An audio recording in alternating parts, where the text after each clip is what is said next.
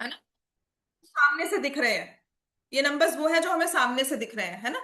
आपके नंबर्स ऐसे भी हो सकते थे, बट ये क्या है कि हम फ्रैक्शन में उन नंबर्स को लिखना पसंद नहीं करते, कि अगर मैं 9.1/6 लिख लूं, उसको 91/60 लिख लेंगे बस। ठीक है, बात समझ में आ गई। तो हम अगर फ्रैक्शंस में भी ले लेते हैं, मतलब डेसिमल्स में भी न्यूमरेटर को लेते हैं, that is not the standard form of writing a number. बात समझ में आ गई। तो कोप्राइम मैंने आपको कल बताया था कि रखना फ्रैक्शंस में जरूरी क्यों हो जाता है, क्योंकि जैसे अगर मैंने कहा कि मैंने आपका नंबर बनाया है, लेट मी से 432/81, तो अगर आप इसको या 9, तो आप बताओगे कि ये रैशनल नंबर है, क्या ये इंटिजर है। तो आप जब इसे कैंसिल करते हो, ये आएगा 4 जा 6, 36 हो गया, है ना। उसके बाद 72 आ गया, राइट। तो कितना हो जाएगा, ये आ गया ना। तो ये आपका एक नेचुरल नंबर बन गया। तभी जब हम फ्रैक्शंस में लिखते हैं ना, that it should be in the form p/q, q should not be equal, ये तो बहुत ही इंपॉर्टेंट है, लेकिन p और q को को प्राइम लिखते हैं। तो को प्राइम लिखने का रीजन यही होगा कि हम उससे पहले सॉल्व करके देखते हैं कि वो इक्विवेलेंट बन रहा है, किस तरह से आ रहा है, so that it's easy for us to solve. ठीक है, कि वो नेचुरल नंबर बन रहा है या वो इंटीजर बन रहा है, किस तरह का नंबर आके हमारे पास आ रहा है, या वो फ्रैक्शन में ही रह रहा है। ठीक है, तो इसलिए हमें कोप्राइम लेना जरूरी हो जाता है, थोड़ा सा theoretical maybe, when we build software around it, तो कहीं ना कहीं उस चीज में हमें हेल्प करता हो। समझ में आ गई बात ये, राइट। तो यहां पर भी हमारे पास बहुत नंबर्स आ गए, इसमें बताओ कौन से नंबर्स लिखे हैं। इसमें लिखा होगा आपने 5/20, और इसको लिखा होगा इंटू 4 कर दिया, 28/20। बहुत सारे नंबर्स आ गए, मल्टीप्लाई करने की हमें जरूरत ही नहीं है, हमारे पास बहुत बड़ा प्रीव्यू आ गया। और यहाँ पर हमने लिखा होगा -8/28 एंड 7/28, यही आया। इसमें भी बहुत सारा आ गया, हमें मल्टीप्लाई डिवीजन की जरूरत नहीं है। जब नंबर्स पास पास हो, है ना, हमारे पास इन बिटवीन नंबर्स फिट ना हो रहे हो, तब आप उसको मल्टीप्लाई बाय 10 कर सकते हो, लेकिन अगर आप .1 भी लगाते हो वो बात एक ही हो जाती है। समझ में आ गया, जैसे मैंने 9.1 लिखा, तो 91/60 था। तो अगर आप इसको 100 और इसको 90/60 कर देते, तो भी आपके पास वो रेंज में नंबर 91/60 बन रहा था। बात समझ में आ गई। तो हम प्रेफर इस पैटर्न में करेंगे, इस पैटर्न में प्रेफर कम करते हैं। ठीक है ना। क्या बेटा, 1/4 बताया मुझे। अगर तुमने 1/11 लिखा है, तो बस क्वेश्चन रॉन्ग होगा। अदरवाइज अभी के लिए, तो फिलहाल के लिए जरूरी ये था कि थ्योरेटिकली हमें आता है ना। मैं बताती हूँ, 1/11 था। ठीक है, 1/11 किसने 4/4 लिखा, सबने। सबने 4 लिखा है, वेरी गुड, कोई बात नहीं। चलो कोई बात नहीं, उसे 1/4 लिख लो, बट एक्चुअल क्वेश्चन जो मैंने लिखा होगा मे बी, अच्छा मे बी -2/7 एंड 1/11। जो मैं जिस बुक से लिख रही हूँ वहां पे 1/11 है, पर अगर आपने 1/4 किया तो आपको समझ में आ गया। अगर ये 1/11 होता, बस पेपर में ये है कि वो रॉन्ग कॉपीड है ना। यहाँ पर हम लोग उस बात को स्लाइड कर देते हैं कि चलो कोई बात नहीं, पेपर में नहीं करना। -2/7 एंड 1/11 अगर है, तो आप इसे -22/77 करोगे, और ये 7/77 होगा। अब भी हमारे पास बहुत सारे नंबर्स हैं, we can find any rational numbers between these two numbers. ठीक है। अच्छा, एक चीज इसमें हमें और जो करनी है, वो है absolute value of a number, लिखो। ठीक है, ये टॉपिक है जो ये भी 11th में पढ़ाया जाता था, absolute value of a number. ठीक है, absolute value of a number. अभी मैं जो पढ़ा रही हूँ ना, एक रेफरेंस बुक के हिसाब से पढ़ा रही हूँ, जिसमें कि ये टॉपिक दिया हुआ है, जो पार्ट 1 बनकर आई है। सीरियसली कोई और बुक कोई अवेलेबल नहीं है जहां से हमें सिलेबस तो पता है, लेकिन सिलेबस में क्या क्या आएगा फिर भी एक जो चाहिए होता है। तो this is a reference book, है ना। जैसे आर डी शर्मा वगैरह होती है, ऐसी एक रेफरेंस बुक है जो आ चुकी है पीडीएफ फॉर्म में, और टीचर्स को I think may be groups में आ रही है। ठीक है, तो वहां पर ये टॉपिक लिखा हुआ है, जिसमें है absolute value of a number. क्या होता है, कोई भी नंबर है उसकी एब्सोल्यूट वैल्यू क्या होती है। ठीक है। और यहाँ पर अगर रैशनल नंबर की बात की जा रही है, तो रैशनल नंबर है। तो एब्सोल्यूट वैल्यू हम उसे लिखते हैं, उसको हम बोलते हैं मॉडुलस, साइन में लिखा हुआ है। एक साइन होता है मॉडुलस, दो पैरेलल लाइंस बनी होती हैं ऐसे। 11 को थोड़ा लंबा कर दिया और उसके बीच में नंबर लिख दिया। ठीक है, तो ये जो सिंबल है ना, ये वाला दो पैरेलल, देखो प्लस का सिंबल ये है, किस दो नंबर्स के बीच में ये सिंबल लगा होगा तो आपको पता है प्लस कर रहे हैं। डिवाइड का सिंबल ये है, मल्टीप्लाई का सिंबल ये है। अगर मैं 3 लिखना चाहती हूँ तो आपको आपको इंग्लिश लेटर्स या डिजिट्स का नंबर पता है तो आपने 3 लिख दिया। अगर आपको हिंदी न्यू वो आती होगी तो आप हिंदी में 3 लिखोगे, या कोई और लैंग्वेज आती होगी उसमें 3 लिखोगे, है ना। तो ये हमारा एक सिंबल है। 3 हम ऐसे भी लिख लेते हैं रोमन न्यूमरल्स में। तो ये जो सिंबल बना हुआ है ना मॉडुलस का, एब्सोल्यूट वैल्यू का, उसको बोलते हैं मॉडुलस। मॉडुलस साइन है ये, ठीक है। और इसके बीच में नंबर को लिखा जाता है। तो modulus says absolute value is when we only take the magnitude, we take magnitude of the number and ignore the sign। ठीक है। एक बहुत अच्छी सी बात है, आपने स्पीड या डिस्टेंस में थोड़ा बहुत डिस्प्लेसमेंट का काम किया होगा या पढ़ा होगा, नहीं पढ़ा तो आप पढ़ लोगे। होता क्या है कि अगर नंबर लाइन में चल रहे हैं या फिर कभी लिफ्ट से ऊपर नीचे हम जाते हैं तो प्लस दिया होता है, अगर हमें टॉप फ्लोर जाना है तो हम ऊपर वाली, तो कभी कभी अब लिखा होगा बेसमेंट लिखा है तो -1 -2 -3, होता है ना लिफ्ट में -1 -2 -3। अगर ऐसा दिया जा रहा है it just shows the direction. Negative sign जो होता है ना वो usually it is the direction, लिखो negative sign is the direction in which we move. Negative sign shows the direction। Negative sign usually is the direction in which we move and not the wrong। अरे यार रियो का मैं ये मेरे साथ है मैं सी देख रहा हूँ रियो का मैं रियो कम रियो चल दे मैंने बना उधर उठने बंद कर देना चल। क्यों मैं क्या ये सब ठीक है। सो बच्चों देखो रैशनल नंबर्स के बारे में हमने 2 क्लासेस की हैं, ठीक है। I will share the recording with you. तो मैं बोल रही थी, हाँ, मॉडुलस साइन। मॉडुलस साइन क्या होता है? मॉडुलस साइन बताता है कि नंबर की मैग्नीट्यूड क्या है, ठीक है। तो मैग्नीट्यूड के लिए ना हमें नेगेटिव साइन को समझना जरूरी है। नेगेटिव साइन -1 -2 -3, अदरवाइज नंबर्स क्या है? नेगेटिव नंबर्स जो है वो रियल नंबर में, रियल वर्ल्ड में एग्जिस्ट करना, उनको सोच पाना बहुत मुश्किल होता है ना। तो negative just shows the direction, direction of movement.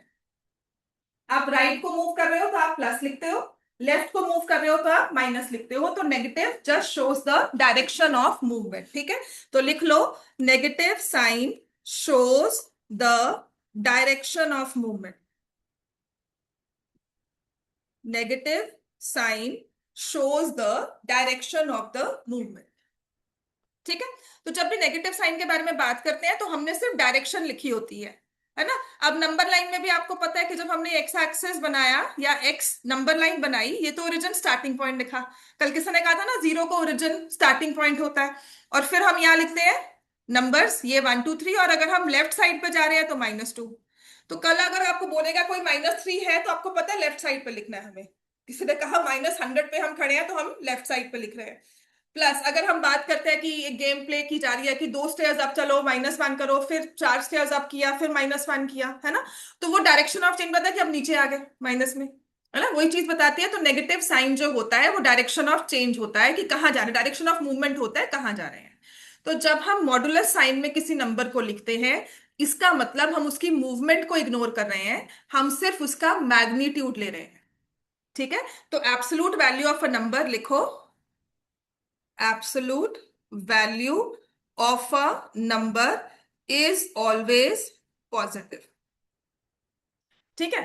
जैसे कभी कभी आपको एक बहुत ही, अगर रॉ लैंग्वेज में हम डे टू डे लैंग्वेज में बात करते हैं ना, तो ये होता है कि कोई आपसे पूछे आपने मुझे कितने देने हैं, है ना, कितने रुपीस देने हैं, तो आपको 10, है ना। आप उसे -10 बोलो, +10 बोलो, वो कहेगा मुझे ये बताओ देना कितना है तुमने, है ना।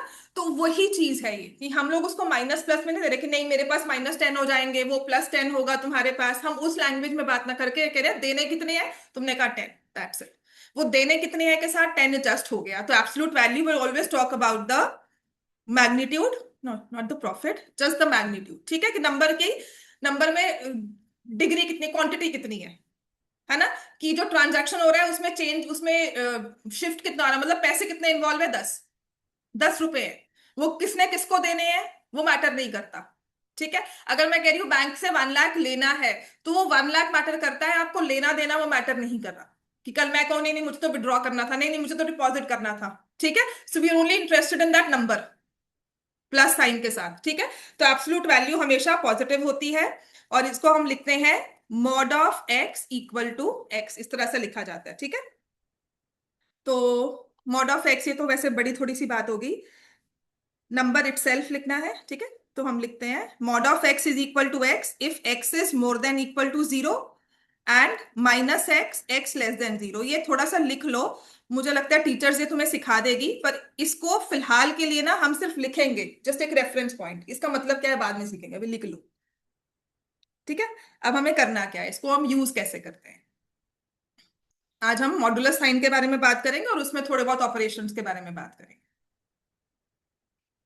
ठीक है, इसका मतलब होता है कि मॉड एक्स, अगर एक्स को पॉजिटिव रखोगे, ठीक है, मतलब कि मैं कह रही हूं मॉड ऑफ 1 तो आप कहोगे 1, मॉड ऑफ 2 2, मॉड ऑफ 100 आप कहोगे 100, मॉड ऑफ 0 0 तो वैसे नेगेटिव पॉजिटिव में नहीं आता, तो हमने कह दिया 0। समझ में आ गया। लेकिन जब मैंने कहा मॉड ऑफ -2, तो आपने क्या क्या लिखना है, 2 प्लस। ठीक है, मॉड ऑफ -4 क्या लिखोगे, 4, कि मॉडुलस ने नेगेटिव साइन को हटा दिया और बोला +4। मॉड ऑफ -100 क्या बन गया, समझ में आ गया।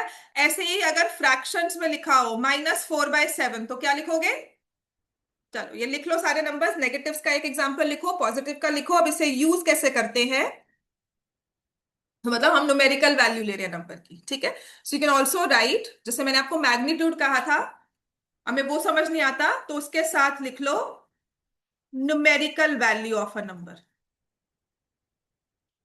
जैसे कि कभी ना हम लोग सो जाते हैं, है ना, और एक टाइम पर उठते हैं तो हमें लगता है कि बहुत टाइम हो गया, घड़ी देखते हैं 5 बजे होते हैं, या आपको लगा होगा 7 o'clock, तो आपको समझ नहीं आता सुबह के साथ है या रात के साथ, से शाम के 7 बजे होता है ना ये।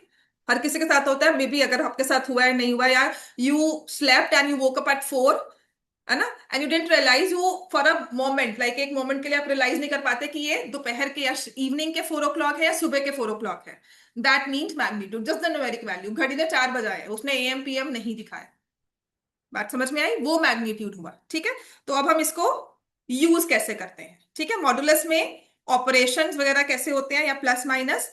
तो अगर मैंने आपको ये लिख कर दिया और इसको मॉडुलस साइन में लिखा और कहा इवैल्यूएट, तो आप बता सकते हो क्या होगा इसका आंसर,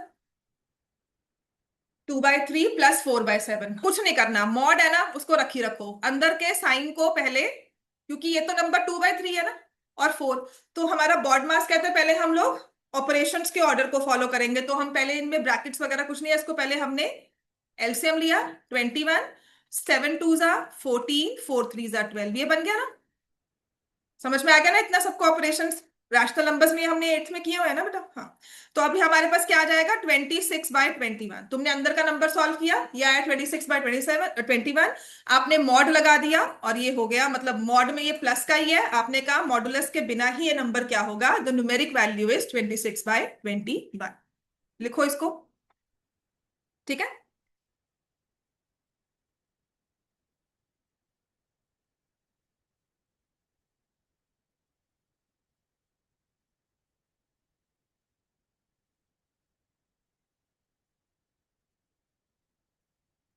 फर्स्ट वाला लिखने के बाद इनका हो चुका है, वो सेकंड पार्ट स्टार्ट कर सकते हैं।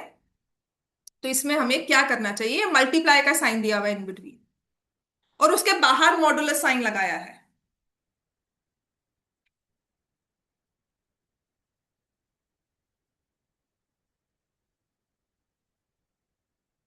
सेकंड पार्ट में लिखा है -5/7 इंटू 14/3। हाँ हाँ, कैंसिल करो, सब करो, ये तुम्हारी अपनी, ये तो हमारा पूरा हक है ना, ये हमें करना ही होता है कि जो हमारा कैंसिल हो रहा है कैंसिल करो, हाँ जायज तरीके से, प्लस में तुम कैंसिल कर दो। कल तुम मुझे कहो कि मैम, जो नहीं कहोगे मुझे पता है, पर कोई और बच्चे के दिमाग में आए, प्लीज ये नहीं कर सकते, है ना। और मैं सच बताती हूँ, वो बताइए, यस बच्चे ऐसे होते हैं। ठीक है ना, तो वो कोई बड़ी बात नहीं है। और ये भी मतलब देयर वाज अ स्टूडेंट जिसको मैं पूरे 2 साल समझाते रह गई कि अगर ये 2+5/2 दिया है तो वो बड़े मजे से कहते थे ये 2 कैंसिल हो गया, ये हो गया 1+5 और ये आंसर आ गया 6।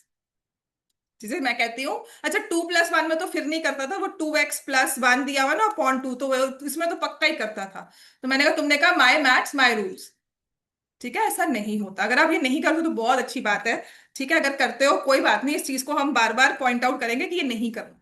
तो मैंने क्या करना शुरू किया, मैंने क्लास में गलती करनी शुरू कर दी। वो मैं कहा नहीं मैम गलत किया है, बाकी सब बोलते थे तो उसको ये समझ में आता था कि हाँ मेरी वजह से ये बोल रहे हैं।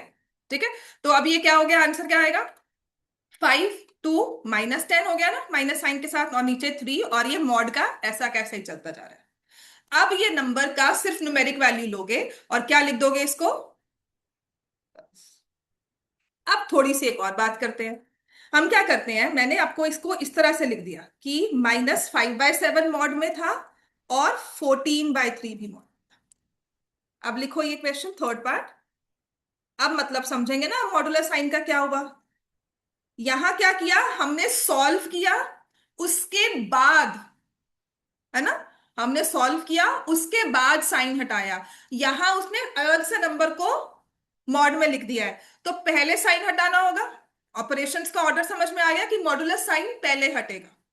ठीक है, तो ये हमारे पास आ गया मॉडुलस -5/7, तो हम इसे लिखेंगे 5/7। मॉड ऑफ -5/7 इज 5/7, इसको मॉड भी बोल देते हैं शॉर्ट फॉर्म में, मॉडुलस को मॉड ऑफ -5/7। ठीक है, mod of X is x, if X is more then 0 उसको हम डिफाइन ऐसे करते हैं, और ये 14/3 आ गया। यहां पर तो इसने आंसर को चेंज नहीं किया। लेकिन अब आपको अगर यही चीज दी जाए, -5/7 +14/3 ब्रैकेट्स, फोर्थ पार्ट ये लिखो चलो। इसको हमें अभी और इलेबोरेट भी करना है ऑपरेशंस के अकॉर्डिंगली।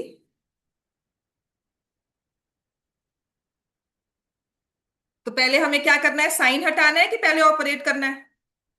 पहले ऑपरेट करेंगे, प्लस माइनस करेंगे। तो वही है 21 -15, 14 7 जा,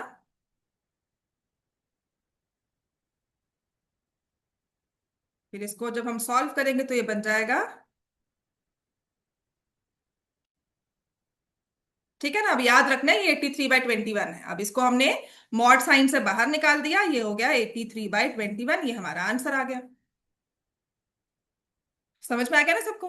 अब इसी के पैरेलल में हम करते हैं इसको हल्का सा चेंज। मैंने इसे लिखा मॉड ऑफ -5/7 प्लस,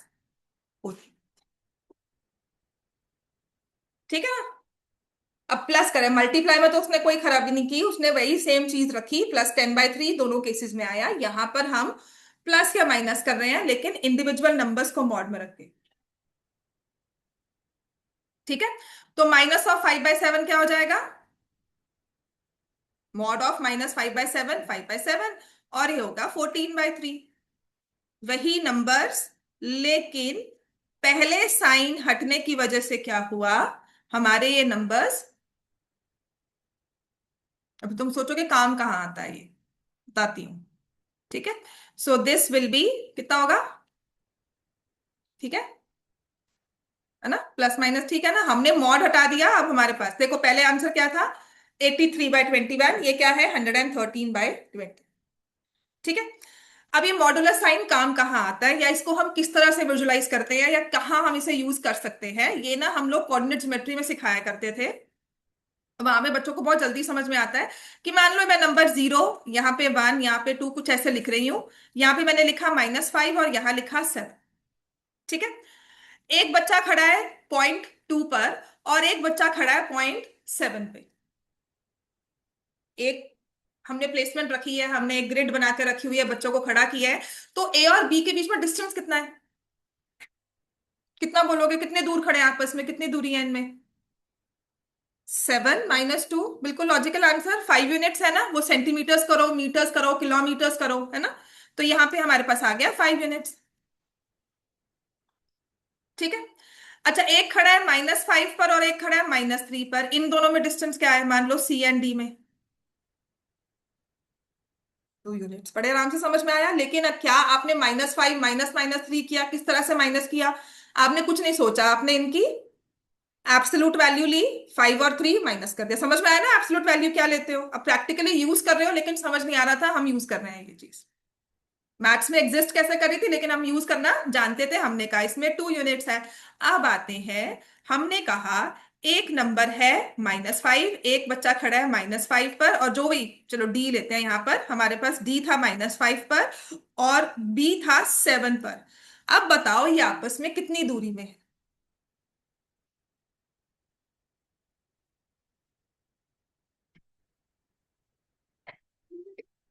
12 यूनिट्स।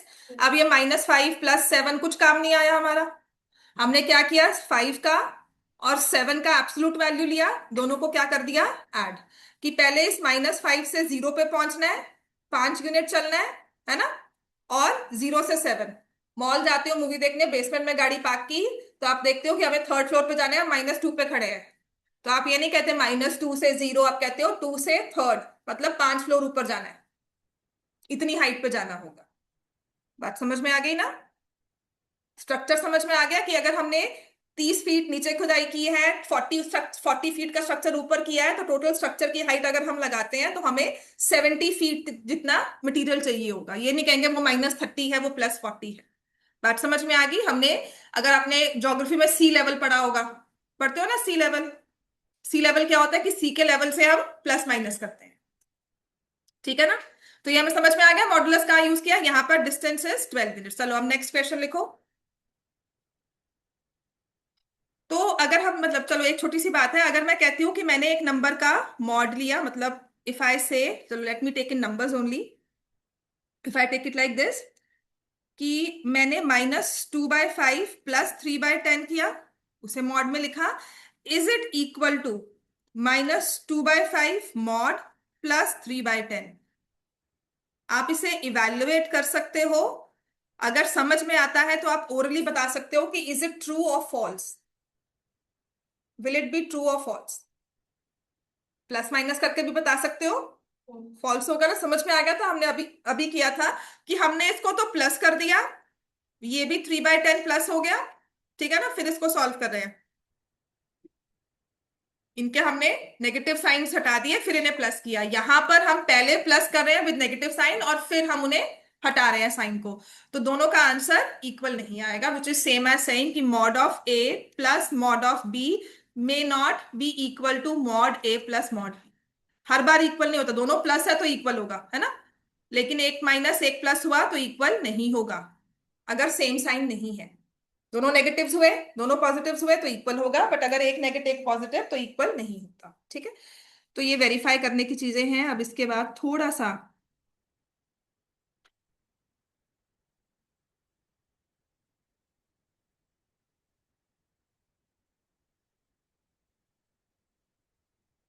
ठीक है, नेक्स्ट आगे लिखो।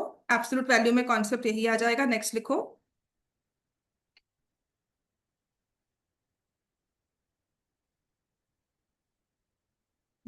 चलो वेरीफाई करना है आपको।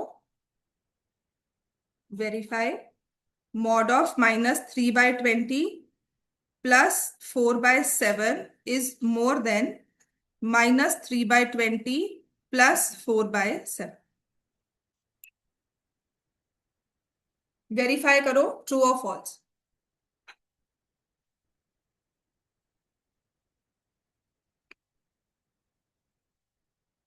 फिर हम करते हैं which one is greater smaller, या असेंडिंग डिसेंडिंग ऑर्डर में अरेंज करना रैशनल नंबर्स को। ये किया था लास्ट क्लास में, 8th में, असेंडिंग डिसेंडिंग ऑर्डर फ्रैक्शंस को अरेंज करना, कौन सी बड़ी होगी कौन सी छोटी होगी। चलो वो सिखा देती हूँ कैसे करते हैं।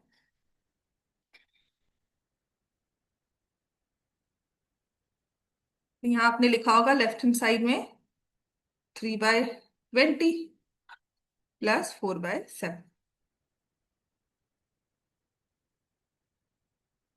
तो क्या आ गया, 140, 21 +50। फिर इसके कंपैरिजन में right hand side -21 +80।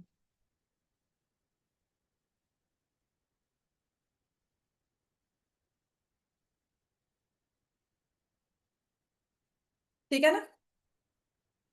So obviously your left hand side is more than right hand side, hence true.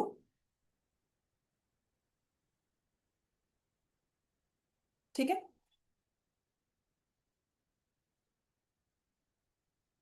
Clear हो गया इतना? अब थोड़ा सा इसको अदर वे राउंड लेके चलते हैं। इतना क्लियर है सबको?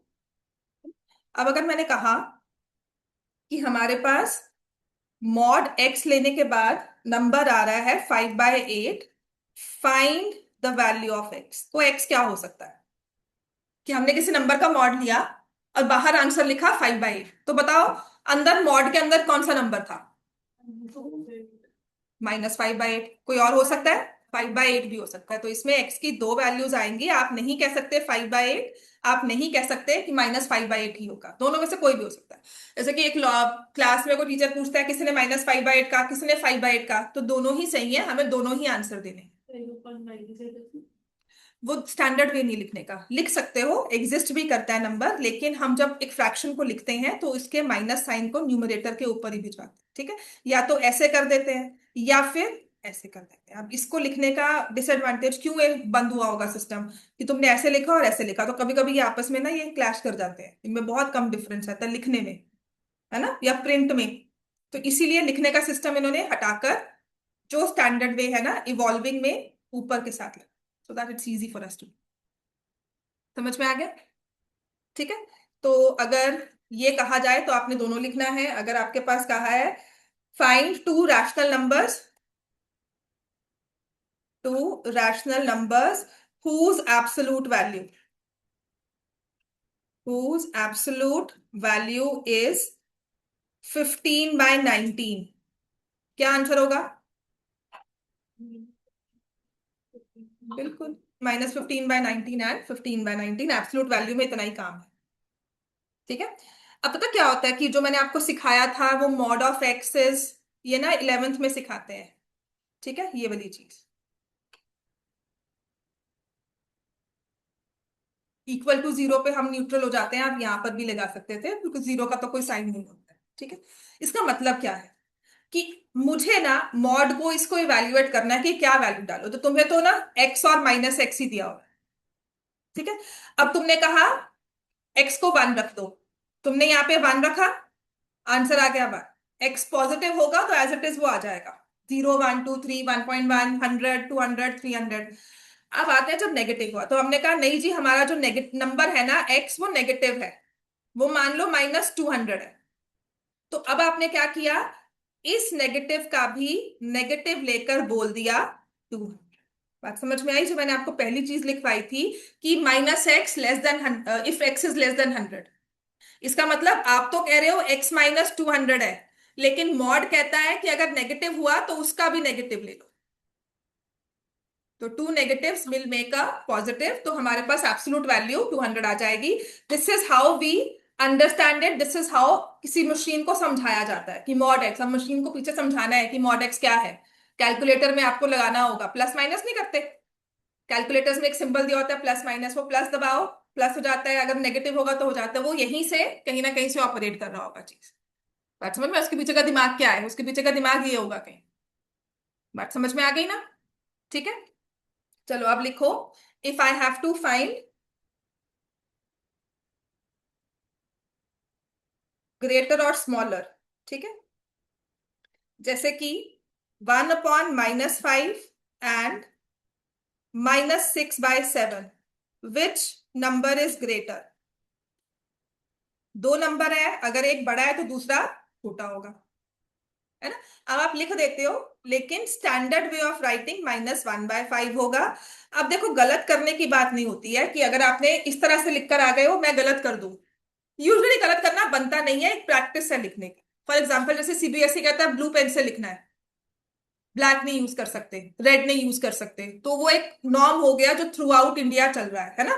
तो आपको वही फॉलो करना पड़ेगा। वो एक चीज वो है, उसमें गलत सही की बात नहीं है। ठीक है। तो ये -1/5 आ गया और ये -6/7, या कहते हैं इसमें से कंपेयर करो। तो जब भी आपको नंबर्स को कंपेयर करना है ना, हमें तो जो सिखाया जाता था ना बड़े रॉ वे में, क्या करते थे कि इसको ऐसे मल्टीप्लाई किया, इसको ऐसे मल्टीप्लाई किया, वो बाद में जाकर समझ में आया एलसीएम लिया जा रहा है। आपने क्या करना है, यहाँ 35 लिया, यहाँ 35 एलसीएम ले लिया, इसको 35 बनाने के लिए 7 से मल्टीप्लाई करोगे, ये बन जाएगा -7। इसको भी 5 से मल्टीप्लाई करोगे, ये बन गया -30। ठीक है। और उसको थोड़ा क्विक वे में करने का वे ये था कि -1/5 -6/7 किया है, इसको मल्टीप्लाई किया तो 7 -7 आया, इसको मल्टीप्लाई किया -30। अब कहते थे इन दोनों में से कौन सा बड़ा है? -7। ये तो हमें पता है ना, अगर -7 बड़ा है तो इसका मतलब ये फ्रैक्शन बड़ी है, तो हम इस तरह से सिंबल लगा दें। ठीक है। तो जब अगर आपको ये चीज कभी सिखाई होगी, इसके पीछे का लॉजिक ये है कि हम एलसीएम ले रहे हैं। सिखाई है कभी ये चीज, है ना? हाँ, कंपैरिजंस में फ्रैक्शंस में सिखाई थी किसी को, है ना? हाँ, तो ये लॉजिक ये है कि हमने इसमें लिया, तो ये आता है ना कंपैरिजन करना। असेंडिंग डिसेंडिंग ऑर्डर भी आता है। तो मैं आपको क्वेश्चन देती हूँ, आपने मुझे बताना है arrange in ascending, arrange in descending order. ठीक है, लिखवाऊं आगे? कि इसके बाद हम आएंगे जो हमने कल शुरू किया था काम और बीच में छोड़ दिया था, रेकरिंग और वो सब वाला, है ना? वो हमारी रियल नाइन्थ शुरू हुई है, तो इसको असेंडिंग ऑर्डर में अरेंज कर लो। ठीक है, आंसर मेरे पास नहीं है, आप ही मुझे बताओगे। और इसको descending order, descending order is -17/10, -19/5 and -31/।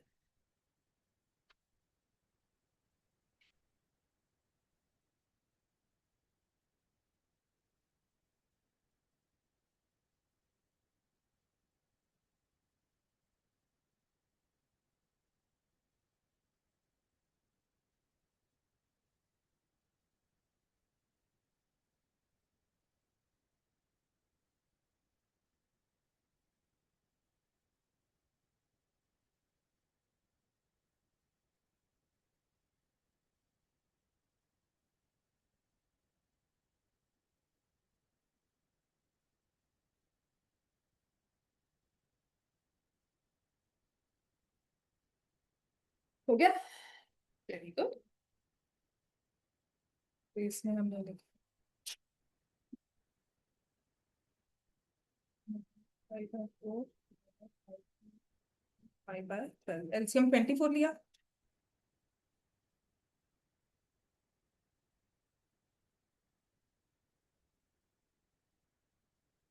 Ascending order में सबसे स्मॉलेस्ट कौन सा है? -5/4, फिर क्या होगा? -15/, -5/8, सॉरी। और फिर आया होगा, मतलब जो लिखा हुआ है वही असेंडिंग ऑर्डर है ना? वही ऑर्डर है, बस इसमें साइन इस तरह से लगाने हैं। असेंडिंग का है, तो दिस इज द स्मॉलेस्ट। सबको समझ में आ गया ना? मैं इसको और नहीं करवाऊंगी। ठीक है, ये आता है ना? चलो, वेरी गुड। अब नेक्स्ट हमारे पास है,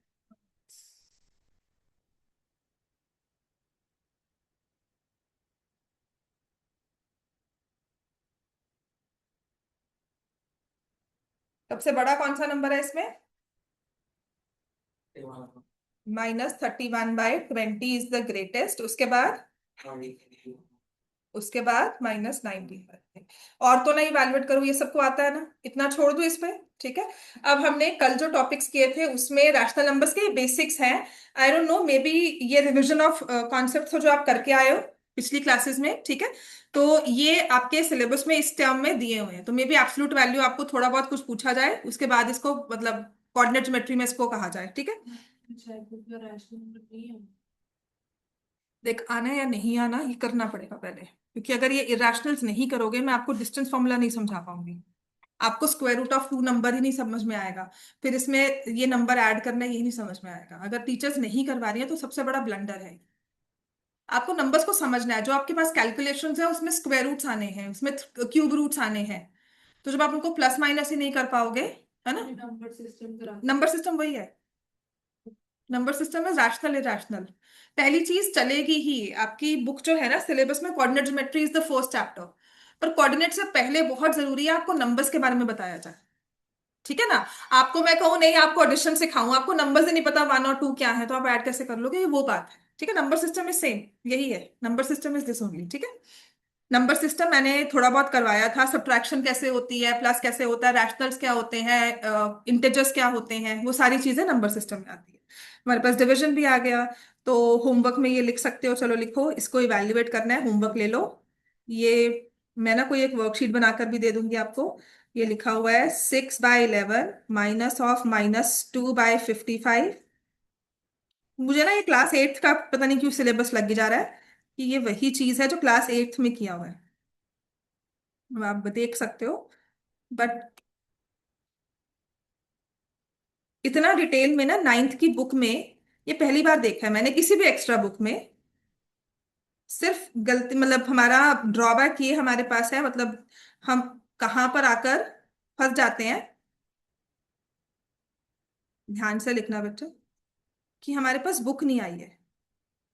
बुक आई हो ना तो मैं किसी भी एक्स्ट्रा बुक को ना देखूं, मुझे पता है सिलेबस में क्या क्या इंक्लूड करना है। ठीक है।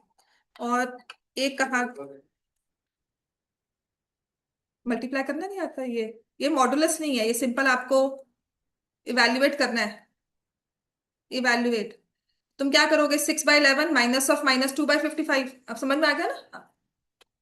जस्ट एक ब्रशअप है, समझ में आ गया। मेरे को लगता है आपका चैप्टर 1 यही था, रैशनल नंबर्स। मुझे जो ध्यान है 8th की बुक में यही होता था। तुम लोग को याद ही नहीं है, तुझे नहीं याद है? पुरानी बुक में पहला चैप्टर था। अब नई बुक्स आई थी, किसी के पास है 8th की नई बुक? अभी नहीं घर पे। हाँ मुझे ला कर देना। हाँ हाँ, मुझे ला कर दिखाना बेटा। ठीक है। तो एडिशन, क्लोजर प्रॉपर्टी ये मैंने आपको करा दी थी, प्रॉपर्टीज ऑफ सब्ट्रैक्शन ये सारी। अच्छा वो जो स्क्वायर्स, क्यूब, रूट्स और ये सब आया था, वो चैप्टर पहले ऐसे था स्टार्ट। मुझे दिखाना तुम्हारी जो 3 एडिशंस आई होंगी, तीन तीन पार्ट्स में थी बुक। ये बुक थी। मुझे दिखाना फिर क्या क्या टॉपिक, 7 चैप्टर्स थे बस। बस ये बुक। 3 चैप्टर्स पुरानी बुक से आई हुई है। हाँ तो तुम्हें क्या पढ़ाया है? अच्छा। तुम्हें जो एनसीईआरटी वो पुरानी वाली थी, अंडरस्टैंडिंग मैथमेटिक्स लिखी हुई थी, वेरी गुड। गणिता पर प्रकाश थे और 3 चैप्टर्स पुरानी बुक से थे। हमारे फर्स्ट 2 टर्म्स पुरानी, बाकी 2 टर्म्स बहुत अच्छा। अब मुझे गणिता प्रकाश लगा मैं देखूंगी पहले उसमें क्या क्या था। मेरे पास है पुरानी एनसीईआरटी, आई शो यू, मैं लेकर आती हूँ। अब मुझे बताना वही है कि नहीं है। ठीक है, ये मैंने आपको करवा दिया। अच्छा, decimal representation of fractional number, हमने फ्रैक्शंस की बात कर लिया। अब ये हमारी 9th क्लास शुरू होती है। ठीक है, डेसिमल रिप्रेजेंटेशन जिसकी बात हमने 2-3 क्लासेस में की है। अगर एनसीईआरटी नहीं आती ना नई वाली, तब तक हम लोग हैंडीकैप सा फील करते हैं। मैं एक्चुअली फील करती हूँ, बिकॉज आई शुड नो कि क्या क्या है, क्योंकि बुक्स तो एक्स्ट्रा बहुत कुछ देगी। कल मैं भी अगर अपनी बुक लगाऊंगी, मैं भी बहुत दिखाने के लिए कि no this is a very good book, तो I will add many things. तो जैसे मैंने आपको कल बताया था कि अगर आपको 20/3 लिखना है तो इसको डेसिमल में हम कैसे लिखेंगे, तो आपने किया था कि 20 को 3 से डिवाइड करते हैं, है ना। सो 3 6 18, फिर 20 रहा, पॉइंट लगाया, क्योंकि यहाँ पे पॉइंट लगाया। Not 20 here, the actual way of doing is, आपने कहा रिमाइंडर 2 है, फिर 0 यहां से नीचे लिया और पॉइंट लगा दिया, और ये 6 18 आया, फिर 2 गया, फिर 6 गया, ऐसे है ना, ये चलता जाएगा, है ना। तो इसको हम क्या बोलते हैं कि 20/3 अगर लिखेंगे, अब तक आप इसको इस तरह से लिखते थे कि ऐसे चल रहा है ना। या फिर हम कहते थे 20/3 इज 6.6 अप्रोक्स। अब होता क्या था कि बच्चा या तो ये डॉट्स लगाने भूल जाता है। अगर मुझे इसे इक्वेशन फॉर्म में लिखना है ना और अप्रोक्स नहीं लिख रही हूं, तो ये डॉट लगाने भूल गए, तुम्हारा क्वेश्चन बिल्कुल गलत है, ये एग्जैक्ट वैल्यू नहीं है इसकी। ठीक है, तो इसको हम क्या लिखते थे, किस तरह से हम कहते थे, 20/3 लिखना है ना, जो रिपीटिंग वाला डिजिट है, नंबर है, उस पर हम लोग बार लगा देंगे। सो दिस इज 6.6 बार। इतना क्लियर हो गया। अब ना मैं आपको बताऊंगी वो नंबर जो एनसीईआरटी में भी हुआ करता था और आपको सॉल्व करना है। समझ में आ गया ना।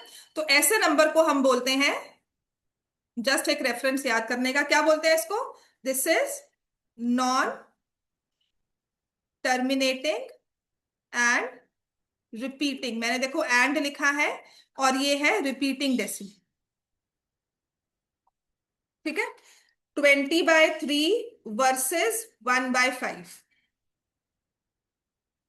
दोनों में बता रही हूँ ना किस तरह के डेसिमल होते हैं। 20/3 में रिमाइंडर चलता जा रहा है आगे आगे तक, तो हमने इसे बोला non terminating and repeating decimal. ठीक है, और रिपीटिंग की जगह आपको रेकरिंग भी मिल सकता है वर्ड।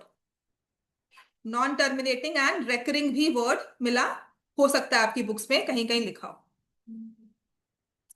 रेकरिंग के स्पेलिंग होते हैं RECURRIN।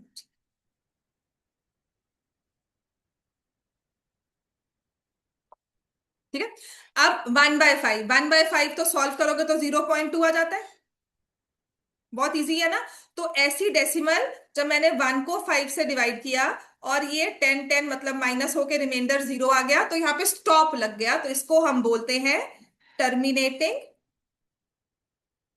एंड नॉन रिपीटिंग, कि ये रिपीट नहीं करेगा। टर्मिनेट हो गया ना, तो जो नंबर्स आ गए वो आ जाएंगे। ये नहीं मैं कह रही हूँ कि 6 6 नहीं आएगा, कि एक पॉइंट के बाद खत्म ही होगा, तो कुछ रिपीट नहीं बार बार हो रहा फॉर एवर के लिए, ठीक है।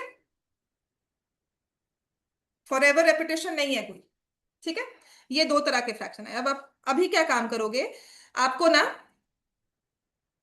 डिवाइड करना है 1 को 7 के साथ। सो 1/7 अगर किसी ने किया हो, ठीक है, 1/7 का डेसिमल पार्ट लिखना है। तो इट्स वेरी इंटरेस्टिंग नंबर। अगर किसी ने पढ़ा हुआ है इसके बारे में तो कर सकते हो, चलो करो। 1 को डिवाइड करना है 7 से, ये आपके एनसीईआरटी में है भी, पुरानी वाली एनसीईआरटी में। नंबर सिस्टम में ही है। हाँ, ये नंबर सिस्टम में है बेटा। अभी पुरानी वाली एनसीईआरटी से पढ़ा रहे हो आपको? हाँ, पुरानी वाली एनसीईआरटी। बस मेरी थोड़ी खस्ता हालत में, और नई वाली मुझे मिलती नहीं, बिकॉज उसमें ना सिलेबस को डिलीट किया हुआ है। मेरे पास है एक्स्ट्रा। नहीं नहीं, है मेरे पास, यहीं पर है, इतने सारे में तुम्हें कहाँ मिलेगी। या तो मेरा माइंड में सारा होता है, ये यहाँ पे तो कहीं ना कहीं एनसीईआरटी है मेरे पास, दोनों है। बुक्स की कमी मेरे पास नहीं हो सकती। एक चीज है, तुम्हें यहाँ पे बहुत मिलेगा, books books. So now we have, है ना।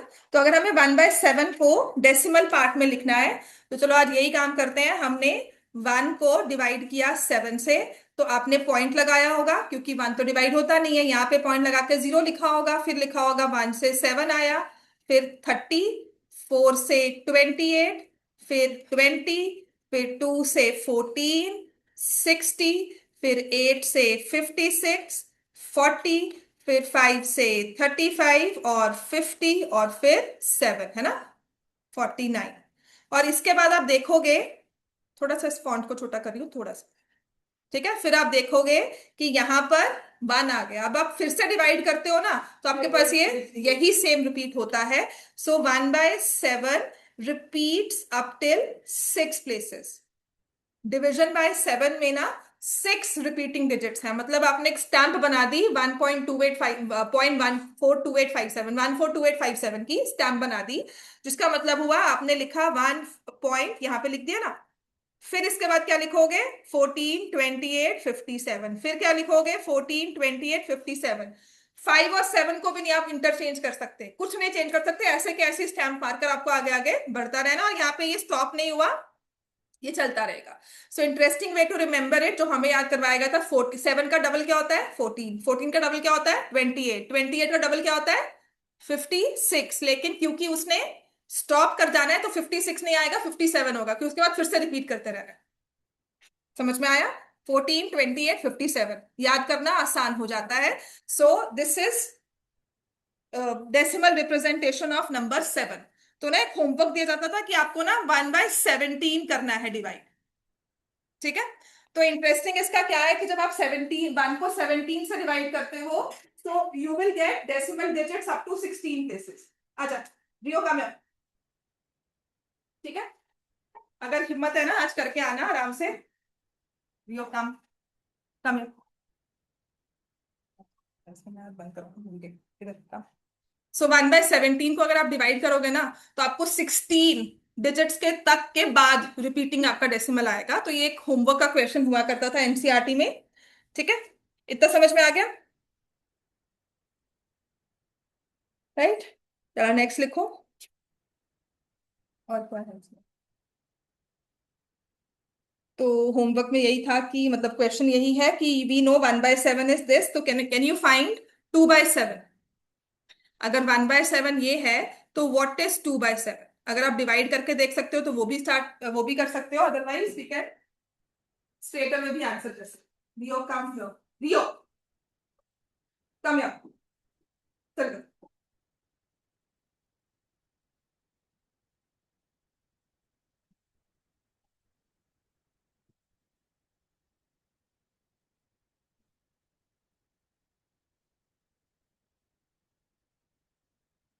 ठीक है, 2/7 करो, चलो डिवाइड। P/Q फॉर्म में कल ही करवाऊंगी फिर आपको। ठीक है, तो कल हम करेंगे how to find P/Q form, उन क्वेश्चंस की प्रैक्टिस कर लेंगे और वो करना है। 2/7 जो है ना, अगर आप 2 को 7 से डिवाइड करते हो तो यू विल रियलाइज कि ये बन रहा है,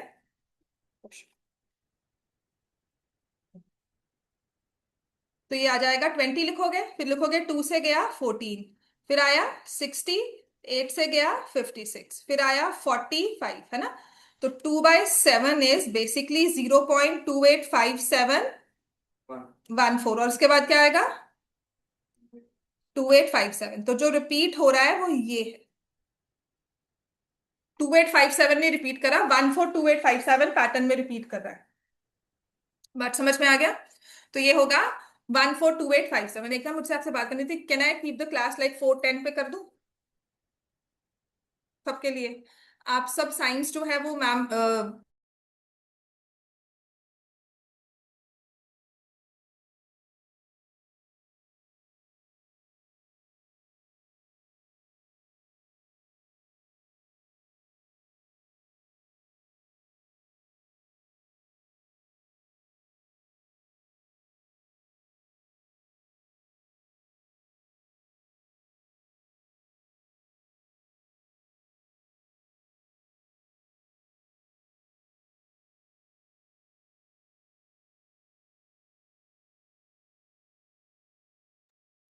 राइट। तो जो रिपीटिंग पार्ट है वो 142857 है, 2857 नहीं है।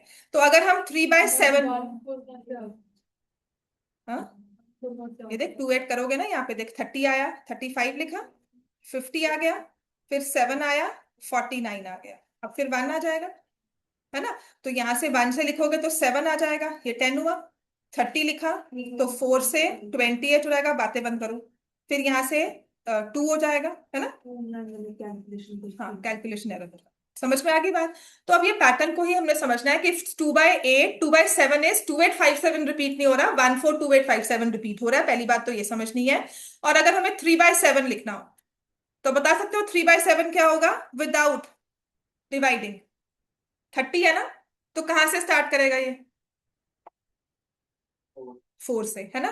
तो आप क्या लिखोगे, 42857, और फिर क्या आ जाएगा 142857। बात समझ में आई सबको? डिवाइड करके चेक करना। देखो 3 को 7 से डिवाइड किया, पॉइंट लगाओगे, 30, 4 जा 28, है ना।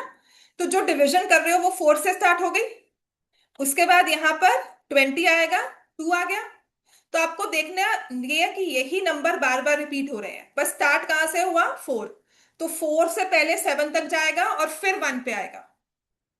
स्टैंप लग रही है 42857, तो आपने 1 को हटाकर 42857 लिख दिया। उसके बाद फिर से वो 142857 ही बनेगा, बार बार बनता रहेगा ऐसे।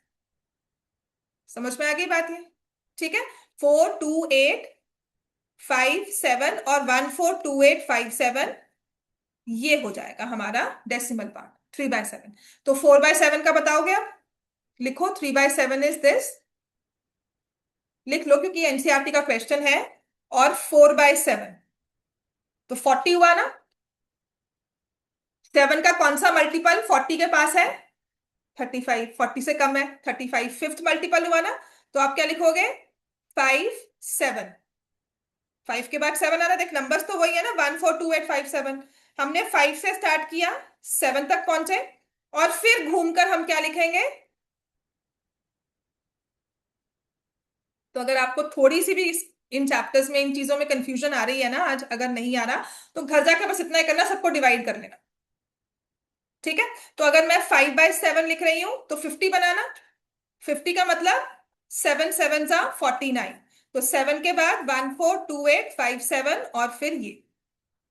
ठीक है, एंड इफ इट इज 6/7 तो कहां से स्टार्ट करोगे? 60, 8 जा 56, 857, और फिर 142857 और ये। ठीक है, नहीं समझ में आ रहा तो आज जाकर घर पे आराम से इसको कैलकुलेशंस करके देख लेना, but for for the time being इसको लिख लो। ठीक है, बात क्लियर होगी इतनी? चलो अब लिखो नेक्स्ट।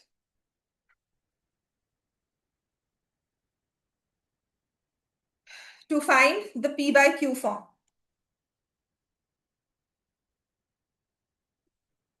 ठीक है, चलो लिखो to find P by Q form. P by Q form. मान लो नंबर है आपके पास 0.6 बार, जिसका मतलब क्या हुआ कि हम लिख रहे हैं इसको इंडेफिनेटली 6 चलता जा रहा है। ठीक है, तो इसकी मुझे पी बाय क्यू फॉर्म की कौन से दो नंबर्स को हम डिवाइड करेंगे और हमारे पास 0.6 इस तरह से फ्रैक्शन बन के आएगी। जैसे कि अगर मुझे पता है ना 142857 दिया होगा, तो कहीं ना कहीं हमने 1/7 फ्रैक्शन बनाई है। अब मैंने रैंडमली कोई भी नंबर आपको उठाकर दे दिया और मुझे क्या बताना है कि आपकी उसकी फ्रैक्शन फॉर्म क्या होगी, किन दो नंबर्स को डिवाइड करके ये आंसर आया होगा। ठीक है, तो इसको हम कैसे निकालते हैं, मैंने थोड़ा बहुत ये कल भी समझाया था। हम इसे इक्वल टू एक्स ले लेते हैं। पूरे नंबर को हम लिखेंगे let X equal to 0.6 bar. Let X equals to 0.6 bar. Clear हो गया इतना? अब इसके बाद हम क्या करेंगे कि ये 0.6 है ना, तो इसको आगे आगे, मतलब ये एक तरह से इस तरह से लिखने का वे, फिर जितने डिजिट्स आपके रिपीट कर रहे हैं उतने जीरोस वाले नंबर से हम मल्टीप्लाई कर देंगे। इसमें एक ही डिजिट रिपीट कर रहा था, तो मैंने इसको 10 से मल्टीप्लाई कर दिया। 10 से मल्टीप्लाई करके ये क्या बन गया, 6 बार 6.6666 इस तरह से चल रहा है। 2 मिनट वेट कर लो, बाहर 2 मिनट वेट कर। 6.66 बार करके चल रहा है, ठीक है ना? तो जिसे हम लिख देते हैं कि 10x हो गया 6.6 बार। बात समझ में आ गई? अब ये हमारी फर्स्ट इक्वेशन है और ये हमारी सेकंड इक्वेशन है। Equation 2 minus equation 1।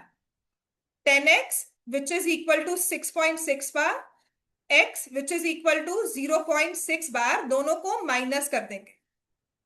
ठीक है, थ्योरेटिकली हम कैसे माइनस कर रहे हैं, हम 6.6666 चलता जा रहा है टिल इंफिनिटी, और 0.6666 चलता जा रहा है। तो हम सारे डेसिमल्स में से, जैसे ये 6 है तो इसके साथ एक 6 होगा, इसके साथ 6 होगा, ये सारा डेसिमल पार्ट हो गया 0। तो यहां आ जाएगा कि जो हमारा न्यूमेरिक जो डेसिमल से पहले वाला होल नंबर पार्ट है उसको माइनस कर दिया, बन गया 6। 10 में से 1 माइनस किया तो आ गया 9x, और x कितना हो गया 6/9। इसको लोएस्ट फॉर्म में लिख दिया तो 2/3। अब हमने x लिया था इस डेसिमल नंबर को, और फ्रैक्शन में वैल्यू क्या आ गई 2/3, कि जब आप 2 को 3 से डिवाइड करोगे तो आ जाएगा 0.6 बार। समझ में आ गया? ये लिख लो, इसी पर हमें और प्रैक्टिस करना है। एक क्वेश्चन और करवाती हूं अभी।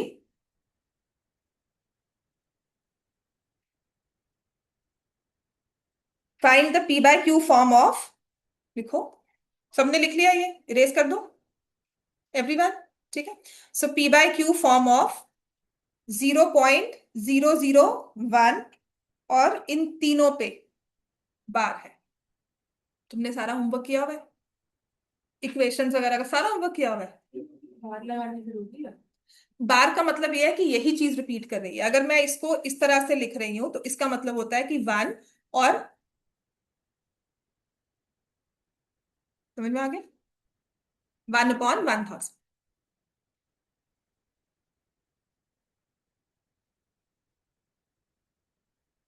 ठीक है, तो हमने इसे x के इक्वल लिया, जिसका मतलब ये है कि x को हम बोल रहे हैं 001 001 001, और ये चलता जा रहा है ये पैटर्न। अब कितने डिजिट्स रिपीट कर रहे हैं, 3। तो मैंने ऐसे नंबर से मल्टीप्लाई किया, मतलब वो 10 की पावर ली जिसमें 3 जीरोस आए, तो 1000 हो जाएगा। क्योंकि मुझे डेसिमल को 3 प्लेसेस आगे मूव करना है तो 1000 से मल्टीप्लाई कर दूंगी। तो ये क्या हो गया, ये डेसिमल प्लेस यहां था, 3 प्लेस आगे आने पर 001.001 001। अब क्योंकि ये चल रहा है इंफिनिटी तक, मतलब 1000x क्या हो गया 1.001 001, ये लगाना है इसमें ऐसे।